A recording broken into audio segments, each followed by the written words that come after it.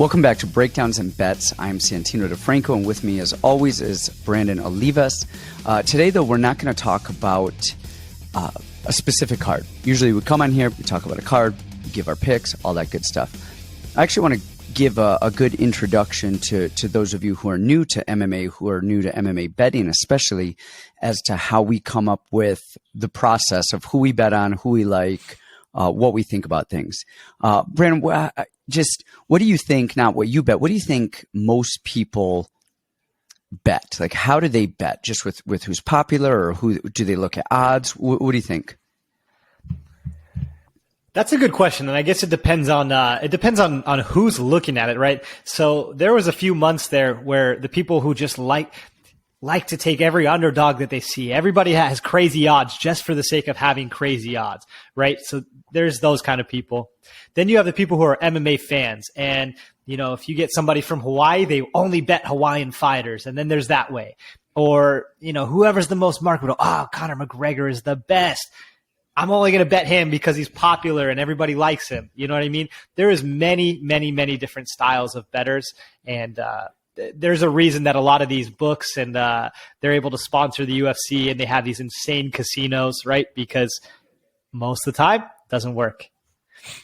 Yeah, they say the house always wins, and I think with sports, I think that's a good one. They know, because people like to bet sports with their hearts. I mean, you get Jets fans. Why are there Jets fans? They haven't won a game in like 10 years. You get basketball teams, it doesn't matter. I'm betting the Knicks. I'm betting the Knicks. Well, the Knicks are, it could be 50-50. They don't care. They're betting the Knicks. Today's the day. People get emotional when we're talking about sports. People love sports. People love sports figures. People love sports teams. And you don't want to be emotional when you're betting with your money. So we're going to talk about that today, you guys.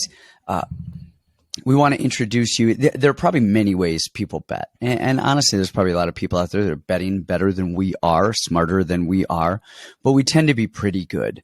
Brandon, you've made a ton of money betting. You make a lot of really good bets. You make a lot of really big bets.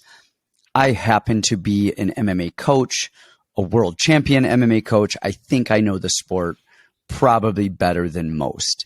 So I think we're relatively two qualified people to talk about this. So we want to bring you guys in, and we have different perspectives. Like you have the way that you bet.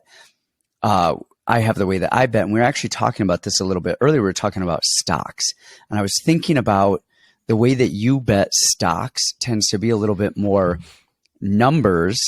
And I shouldn't say bet stocks. You invest in stocks a little bit more by the numbers, by an algorithm, by Moneyball, this number minus this number once it hits this much. And I think you tend to do that a little bit more with your gambling bets as well. You bet lines, you understand the lines, you know how often lines hit and stuff. I don't. Same with the stock market.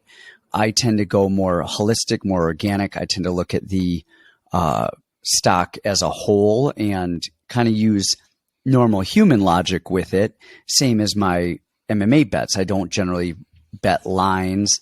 I bet really fight tape and different things like that. So they're both very different, but yet they both seem to work fine for both of us. And so let's get into this. Let's talk a little bit about the way that you bet, the way that I bet, the differences. I'm going to run through really quickly and give a quick just breakdown of how I bet. Then we can get a quick breakdown of how you bet, and then we'll go a little bit more in depth on each. Okay, so I have it numbered out. I actually listed this because I was like, what? I know how I bet, but if I had to actually articulate it quickly, I'm like, what is the actual order that I bet in? And the first thing I do is I look at a fight card. I look at a fight card. You can go to Tapology. What website do you use? Do you use Tapology, Mixed Martial Arts, SureDog? Tapology. Best one by far. It is the best one by far. The actual Association of Boxing Commissions and most mixed martial arts promotions use mixedmartialarts.com. I find it to not be as accurate, and honestly, it's just more cumbersome to look at. Tapology is so easy. It's all on one page. I love it. And I wish Tapology doesn't sponsor us, but I wish they did, but they don't. It just happens to be the best one. So I go to Tapology, I look at the card, and I kind of scroll through. What do I like the best? Are there any fights that interest me? And then if there are, the second thing I do is go to each fighter's page and look at their record. I look at the record, kind of strength of schedule type of stuff. Then after that, if I decide, okay, I am more interested in this, then I watch tape. All the while, I don't know the odds. I don't know who is doing what. I no idea. Then after that, I kind of look. After I watch tape, I think, who is going to win this fight? And it's kind of an arbitrary thing. I think, is so-and-so going to kill? Is X going to kill Y? X, I think, will beat Y, or this is kind of a toss-up. And then once I kind of know, okay, I think someone's going to win big, I think they might win, or it's a toss-up, then I go and look at the odds. And then I see, okay, is my thought on this fight what the odds makers think? And a lot of times it is. A lot of times I, think I see eye to eye with the odds makers. Sometimes I'm very off on the odds makers. I'll get more in depth with that after you talk about your kind of list of stuff. And then, like I said, we'll go more in depth. What does your process look like? Do you do the same thing, or are you looking at odds first? Where do you start with? So it depends on the card, obviously, right? So with the UFC, I mean, they put out the odds weeks and weeks and weeks in advance, right? When you get a Bellator card or you get some of these small promotions, the odds don't get released a lot of times until a day or two before the actual event comes out, right? So when I'm studying, when I'm getting ready, I have no choice, but I can't use odds, right? So doing the podcasting and the breakdowns that we've been doing has forced me to actually change a little bit, right? I have to be ready earlier in the week, where I used to be ready Friday night or Saturday morning, right? Take my time with it. So what I do, I open up Tapology, and much like you, I just do a quick glance. Okay, is there any fights to me that I would call like 100%er, right? In most UFCs, I don't see 100%er, right? It's just everyone is so good in the UFC. I might see somebody I think is an 85% chance of winning, but rarely do I see 100%ers, right? So I do a quick glance, and then I'll do a quick glance at the odds, just kind of check it out, see it. And basically what I do is I use the odds as a roadmap. So if I'm seeing a huge favorite, minus 400, minus 300, I don't so much break down the numbers and believe in the lines and the odds and all the movement and all that kind of stuff, because we see that fail all the time.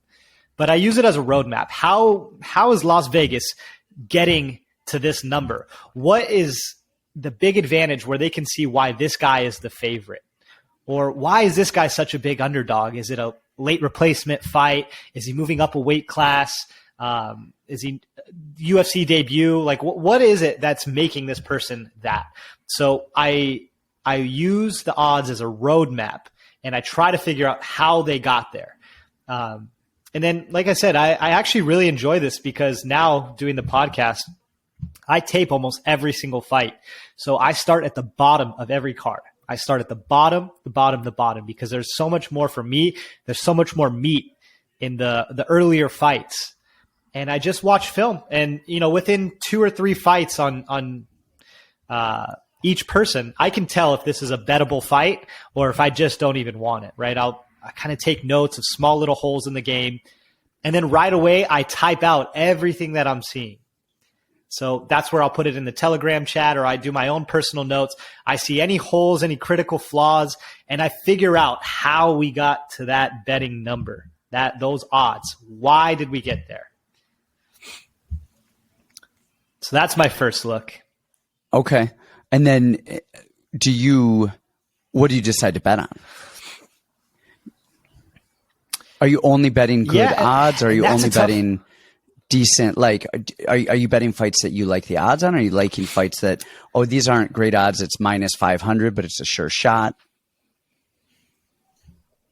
Yeah, to me, and this is just my own principles, I try to get it at plus odds. I only bet parlays, guys. For me, it's just more juice is worth the squeeze. And usually I'm so accurate with these, and I can get so many to string together 3, between props or just straight up fights. It's not super hard. 3 to 4 is where I feel very comfortable. I don't care the odds. I try to get a plus if I can, but if I can't, guys, I like to just take wins. if I win 1,000,000 times, I'm going to do much better than the guy that hits the plus 1,000 parlays every 3 months, right? If I just continue to win, I lock up solid victories. So if it's a minus 500, I'm going to throw it in the parlay. If I truly, truly, truly believe that is a guaranteed winner, I will put it in. Now, where I've started to kind of draw the line is these massive favorites that are minus 800 or minus 1,200. The less fights that you can have in a parlay or in a bet, the better, because you never know what happens. A crazy knockout, you twist your ankle, a DQ, any number of things can happen. So you limit the amount of fights in a bet. I try to get as close to even money or plus money as I can, and I string together 3 or 4 of just my favorite bets. It doesn't matter if the line is close or if it's really far apart. Whatever I truly believe is going to win is how I play. Okay, interesting. I kind of do. I've been messing with parlays recently. I do well with them, but then I get annoyed when I lose one, and it pisses me off. So I started betting straight. I started out betting straight up. Rarely would do parlays. I've probably been doing more parlays since we've been doing the podcast, and then now I've kind of been going back to straight up bets, and I definitely do better with straight bets. And see, I kind of do, I don't. So like I said, I go through, I look at Tapology, and even right there, you can start to see patterns. Oh, this person is losing in the first round. Oh, this person is losing in the third round. This person is losing by knockout or submission. The other thing that Tapology tells us, which is something that, I guess tape of fights could tell us, the tail of the tape, are things like age, reach.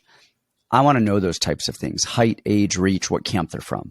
So I look at Tapology. Oh, somebody's fighting out of Sanford MMA, and they're fighting somebody out of John Joe's garage. Somebody's padded record. You see somebody coming out of XFC out of San Diego. We've seen some guys in the UFC 12, 13, 14, 15 and 0 come out of XFC and then just get obliterated minute and a half into a UFC fight.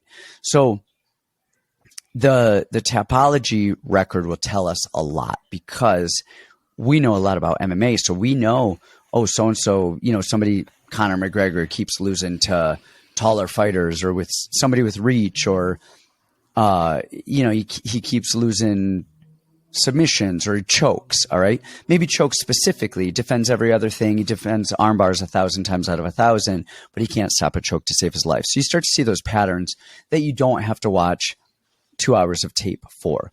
So once I kind of see those patterns, and then I start to see, okay, is this a fight that I think I want to dig deeper into? Then I start watching tape. And I think you're with me on this. We've talked about this a lot. Tape. And you've watched tape with me. We've studied fights together. You train with me. So you know what I'm thinking when I look at tape. One of the first things is their cardio. How is their cardio? That's it. Like, is this person... It's got to be above all. It really has to be above all. That's it. We've said it all the time. It doesn't matter who's better in a fight. It matters who gets off the stool in round 2. As long as you're good enough to get off the stool in round 2, I don't know what the algorithm is. There's a ratio of technique to cardio. If your technique is through the roof, your cardio just has to be at a moderate level. If you're, and somebody else is, if your technique to their technique ratio is high, all right, then you don't have to be in as good of shape to still win.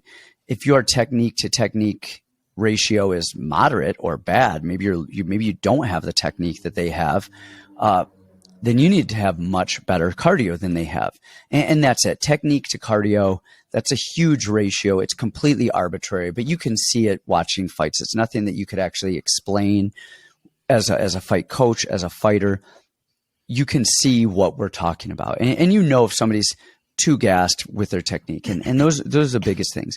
And then again, watching patterns. It's not A beats C beats D. What it is how do they match up stylistically? Does somebody have a chin and they're fighting somebody who doesn't hit very hard?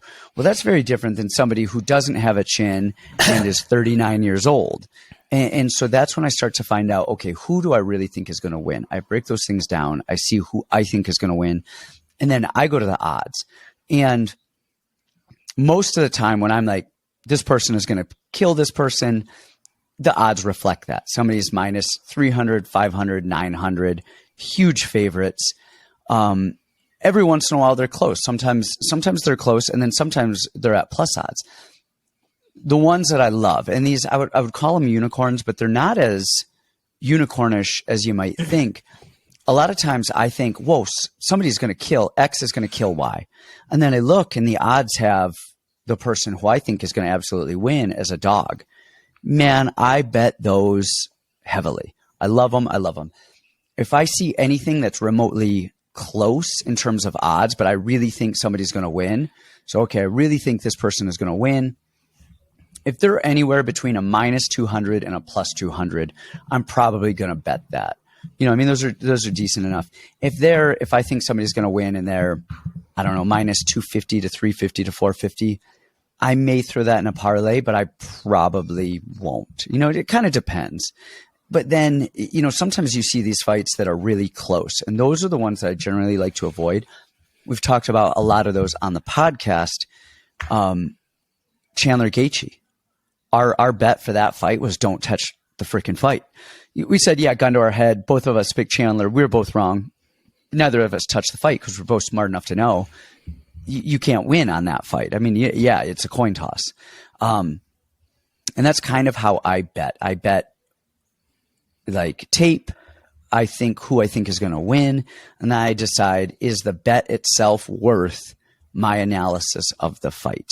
Sometimes I'll throw parlays in, you know, but generally that's my betting strategy. Now, like you said, with a podcast, we're forced to watch tape earlier. So now I'm watching more tape and more tape and more tape than I even like. And I do bet more. I see more. I see the odds more. So it's changed stuff a little bit. But if you're not like me, if you're not like you, forced to run a bunch of tape because we're putting out a podcast, that's the structure that I would follow, being me. All right, let me give a little Bible here, and Okay. we can keep this short and sweet. But I think this would be fun. The Fury FC fights were actually on Sunday. I picked a couple. I've been kind of shifting my focus a little bit from the fight, so I haven't been spending as much time. But I picked an underdog, and I nailed the card perfect. And my analysis was dead on. So I think it might be fun to kind of take you guys through this one and just show you exactly how I saw it, exactly how the fight went. But let me just say this, okay? So Bible, if you guys want to start making money and stop losing money on fights, you guys got to quit the props. I know they look so juicy. By KO, by submission, the second round, by wheel kick. I know it looks so juicy. You get those plus odds, plus 850. You got to quit that stuff. I mean, if you guys want to make money, and I'm talking seriously make money, you know, people have told me I'm going to lose gambling forever and ever and ever. And I have made $100,000, lost it all, made it all back again a couple times over, right? So if you guys want to be in the serious money, you guys have to quit with the prop stuff. The only two props that I like is does not go the distance and over one round. And even those I try to avoid if I can. Okay. Yep. So that's just for me the thing. Now, let's go Bible here, guys. If you want to do your own film study, you want to take a fight and you want to break it down. So first and most important, we just talked about is cardio. Second is, I would say fight IQ. Would you agree with that? I would say either fight IQ or wrestling pedigree. And I think those are very interchangeable. But yeah, I don't know which one. You know, it kind of depends on the fight. But you could interchange both of those in my book. Let me give you the best example of why fight IQ is number 2. Okay. So Bellator just happened. I got crushed, guys. I lost $30,000. One guy was an Olympic wrestler, and got beat by a 20-year-old pudgy kid that they brought in to get slaughtered.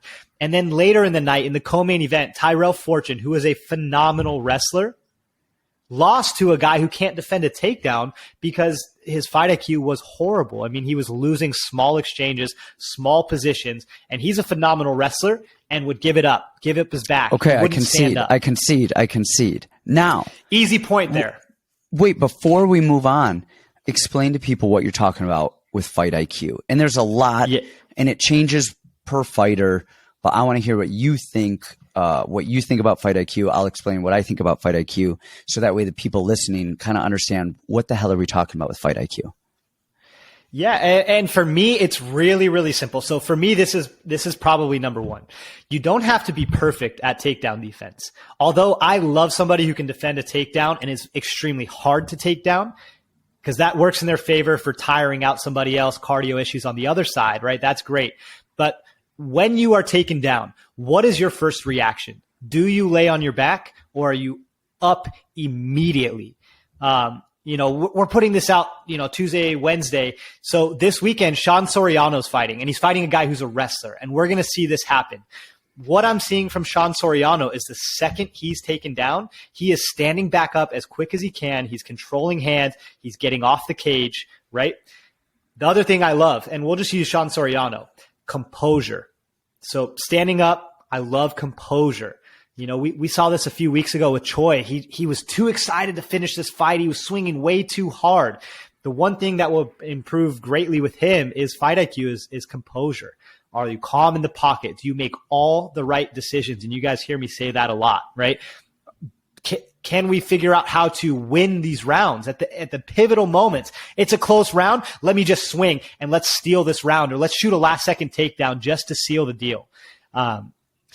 So I would say it's got to be.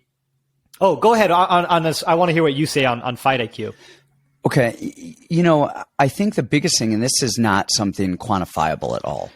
This is, does the fighter know how to win? And you see that a lot. You see, Brian Ortega is a good example. People are like, oh, he's not that good, or this and that. And because he was losing to Cub, he was losing to, who was it? Not Cub. I'm sorry. Guida. He's losing to Guida. He's losing to this person, losing to that person. And then he found a way to win. Well, finding a way to win to me is everything. So if you're horrible, but you find a way to win, and I'm not saying Brian Ortega is horrible, not even at all. I'm just saying watching. No, he's very good, actually. He's very good, but you'll see him losing stand-up exchanges. You'll see him getting taken down. You'll see him in these seemingly losing fights, and he wins. Brian Ortega knows how to win a fight. And you see that with a lot of guys. They don't seem overly fantastic anywhere, but they know how to win. That to me is number one. Does like Dan Henderson. Dan Henderson needs to land a right hand. He knows that. Some people don't know what they're good at, and they don't know how to win. And that right there is big. Do they actually know how to win? So that's the first thing I look for. What you said is huge, though. Are they aware of the time? Do they know how to win a round? Is it a close round and they get a takedown with a minute left, or do they try it with 10 seconds left? That's a big difference in what you can do. You made them note they get taken down. Do they try and stand up immediately, or do they lay there? That drives me nuts to see people. Now, if you're really good at jiu-jitsu, you get taken down. Hey, throw a submission up there. If you get it, great. And if you don't, but then boom, stand up. You pop right back up. Now, if you're not great at submissions, you pop right back up. What we've talked about before, our dear friend Kamuela Kirk, jump into guillotines. If somebody's trying to take you down, do you jump for the guillotine or do you defend the shot? And when is the last time that you saw somebody win off of jumping to the guillotine? It doesn't happen. Guillotines are Hail Marys. Guillotines are things that you need because you're down, not things that you do when you're up on a card and you give a round away. And those type of things are fight IQ. It's the decisions that you make. You're hurting somebody standing and then you clinch. What the hell are you doing? And there's a lot of things. Every single fighter's fight IQ would be different. Sean Soriano coming up, his fight IQ is going to look different than a Tyron Woodley's fight IQ. Okay, can they get the takedown? Do they stand up? What do they do? This and this and that. The biggest thing for me is, do they know how to win? How do they manage their energy? Yes. Do they manage their energy well? Is it all or nothing? Are you trying for a takedown that you know you're not going to get and burn your arms out, and then the second round you come out with nothing? Yep. Or are you just striking and striking and striking? You let somebody get really settled in, boom, and then you hit your takedown. Smart choices. So that's my definition of fight IQ. Continue on with your Bible. I'm curious. Okay, so guys, just to cover really quick, we have cardio as number one because you can be the most phenomenal in the world. If you can't come out round two, you're gonna lose. Okay, two is fight IQ. I think we both agree on that. And then I want to put this with a parentheses before it. So we said wrestling, but I want to put cage wrestling in parentheses. Oh my gosh! So yes, let me give you guys a little tip. Okay, when you see somebody in a fight, okay, and they have a double leg and they're pushing somebody against the fence and they're in on a double leg, and they start using their foot to try to reach around and sweep a leg out, you know instantly they have no knowledge of cage wrestling. That is your first tell, your easiest tell, and the truth is 90% of your people in the UFC cannot cage wrestle. So whether it be offensive or defensive, the cage wrestling is so important. You know, are they pushing the face up? Are they separating? Are they getting off the fence? Great example, Lando Venata fought Mike Grundy. Mike Grundy is an accomplished wrestler, and he could not even get a hold of Lando Venata. He made all the right decisions, and his cage wrestling and his wrestling in general, insane. So beautiful. Yeah, I think cage wrestling is huge right there. So we've got cardio. And really when we're saying cardio, okay, so of course, number one, that really comes into play after round one. And we're assuming that these guys are good enough to get through round one. Knockouts happen. Crazy stuff happens. Hey, that's the sport we're in. We're assuming you get out of round one. How do you recover off the stool? Okay, so to recap, we've got cardio number one.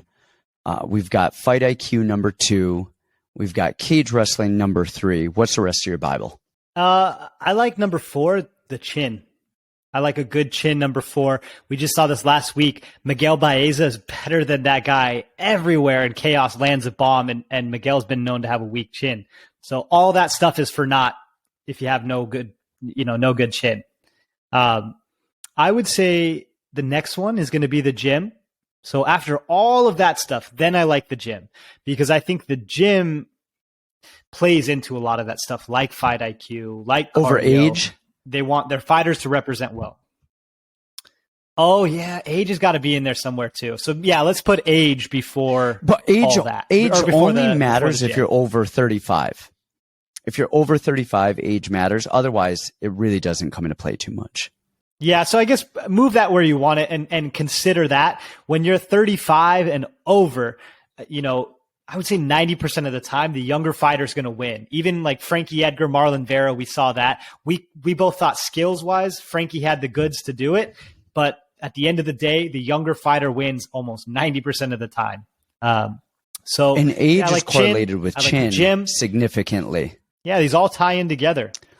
And then here's the very last one for you guys. This is the end of my Bible, okay? I learned this very expensive lesson this week. The end of my Bible is having enough fight film to watch. A lot of people fall in love with guys that are 7-0 with 7 first-round knockouts. Well, we've never seen a second round. We've never seen a decision. We've never seen them lose before. So having enough film to go back and watch every type of win or every type of loss and really have an understanding of a fighter. How do they react when they're in good situations or bad situations, right? So I lost a significant amount of money last week on Mahmoud Subi, the Egyptian Olympian wrestler who has 3 fights, only 2 that I could find, and was within a minute, right? I didn't have a full catalog. I've never seen him fight 3 rounds before. Now, did I think he was going to lose? Not a chance. But we went to round 2 and he had an adrenaline dump like crazy. Round 3 ended up getting finished by a guy they brought in to slaughter. So guys like Jimmy Crute, I love Jimmy Crute because we have wins, we have losses, we have knockouts, we have decisions. We have a full catalog to look from. I like it. Anything else? Any other things that you like to throw down on betting? I believe that is pretty much most of what I have. I mean, it's film and film and film, and rarely will I ever bet a fight if I can't watch film on it. Like I will not, even if I'm confident about stuff, on paper. Oh, who do you think will win? like, I don't know. You know, like, of course we might think we know who is going to win, and then we'll watch film on a fighter that kind of is a easy, almost a gimme type of fight. And then you start going, wait a minute, I'm not sure if I feel the same way. I might avoid this. And I think the biggest thing for me is watching film over all else. Everything else is, you know, it's stats. It's stats. And in football, any given Sunday, all right, Jacksonville Jaguars just beat the Buffalo Bills. Buffalo Bills minus 1,100, biggest favorite of the week. And they lost, I believe it was 6-9. Stats tell a lot, but they do not tell the whole picture. And you can find things out that stats will never be able to reveal by watching not even a lot of film. You watch a couple full fights, you've probably seen enough for most fights. You don't need to go deep. Now there's some fights you have to go deep on, but probably if you're having to go that deep anyway, they end up being the fights where you're like, I probably don't want to end up touching that anyway, because those get too close. Here's a cool little wrinkle that I use. So to save me a ton of time on watching film, if I need to see somebody's takedown defense, I go onto UFCstats.com. I look up their name, I look up the fight, and I see what round they were taken down on. And then, because a lot of the fights is circling, it's a lot of nothing.